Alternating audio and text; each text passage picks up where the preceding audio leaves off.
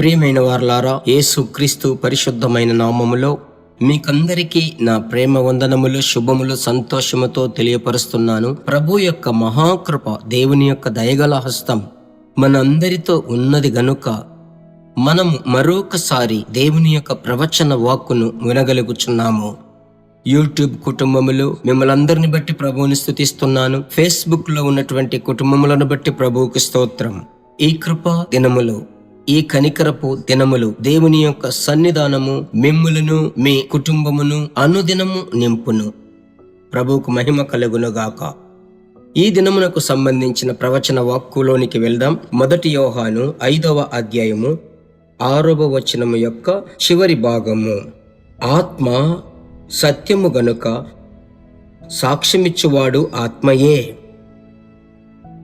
ఆత్మను గూర్చి అనేక కార్యములు దినము ప్రభు పరిశుద్ధాత్ముడే మనకు బోధించుచున్నాడు. ఈ దినం పరిశుద్ధాత్ముడు మనకు నేర్పించే చక్కటి పాఠము సాక్ష్యమిచ్చువాడు. ఆత్మ సాక్ష్యమిచ్చువాడు. దినము ప్రతి దినము నీవు నేను పరిశుద్ధాత్మునితో నడిచినట్లయితే దినము ప్రభు మనకు ఆశీర్వాదముగా మారుస్తున్నాడు. ఆ ఆశీర్వాదకరమైన దినము ముగించేటప్పుడు మన యొక్క జీవితము సాక్ష్యము కలిగిన జీవితముగా ఉంటున్నది. బయటికి వెళ్ళినప్పటికీ, ఇంట్లో ఉన్నప్పటికీ, ఆఫీస్కి వెళ్ళినా, వ్యాపారమునకు, ఉద్యోగమునకు వెళ్ళినా, పరిచర్యకు వెళ్ళినా, ఎక్కడికి వెళ్ళినా మనము సాక్ష్యమును కాపాడుకోవాలి. అదియే అత్యంత ప్రాముఖ్యమైనటువంటిది. మీకు తెలుసు, సాక్ష్యము చాలా ముఖ్యం. ఇక్కడ ఆత్మయే సాక్ష్యమిచ్చేవాడు. ప్రభుకు మహిమ కలుగునుగాక. ప్రియులారా, మార్తా మరియ ఇంటికి యేసయ్య వెళ్ళినప్పుడు మరియను గురించి యేసయ్య సాక్ష్యమిచ్చుచున్నాడు. లూకా 10వ అధ్యాయం 39వ వచనమును చూడండి. తన యొద్ద నుంచి తీసివేయబడని ఉత్తమైన భాగ్యమును మా మరియ ఎన్నుకున్నదని ప్రభు అంటున్నాడు. ఒక్క క్షణం మీరు యోహాను సువార్త 1వ అధ్యాయము 47వ వచనము చదివేటప్పుడు నతనయేలును గురించి యేసు ప్రభు అంటున్నాడు, కపటము లేనటువంటి ఇశ్రాయేలు వచ్చుచున్నాడు. నతనయేలు గురించి యేసయ్య సాక్ష్యం, మరియను గురించి యేసయ్య సాక్ష్యం ఇచ్చుచున్నాడు. అలాగైతే సాక్ష్యం చాలా ముఖ్యం. నా గురించి నేను సాక్ష్యం ఇవ్వడం వేరు, అయితే నన్ను గురించి పరిశుద్ధాత్ముడు సాక్ష్యం ఇవ్వాలి, అది చాలా ముఖ్యం. అలాగైతే ఇంకొక వైపు ఉంది.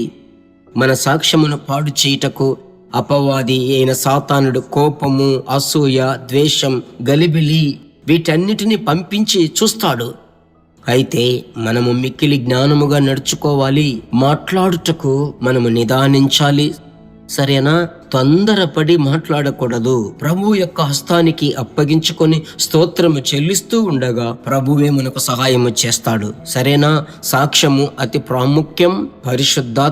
పరిశుద్ధాత్ముడే మనలను గురించి సాక్ష్యమిచ్చువాడు. మనలను గురించి మనము చెప్పుకోకూడదు.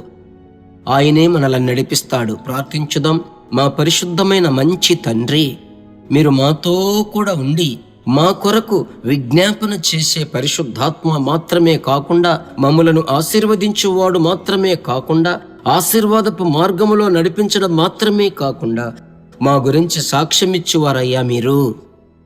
ఈ ఆఖరి దినములలో మా సాక్ష్యమును చెడగొట్టుటకు, పాడు చేయుటకు సాతానుడు పలు విధములైన బాణములను, అగ్నిని పంపేటప్పుడు దానిని ఎదిరించి పోరాడే కృపను మీరు ప్రతి ఒక్కరికి, మీ బిడ్డలందరికీ దయచేయండి.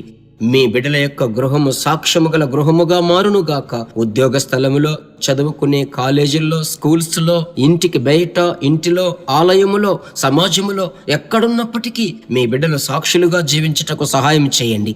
ప్రార్థన ఆలకించిన దేవా మీకు స్తోత్రం. యేసు నామములో తండ్రి, ఆమెన్.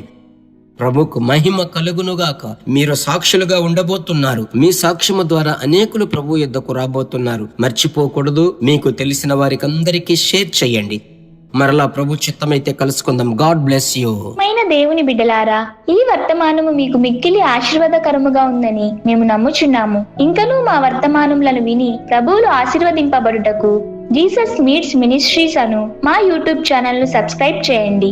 మరియు మా ప్రార్థన సహాయముకై మీరు సంప్రదించవలసిన మా ఫోన్ నెంబర్ 9841252836.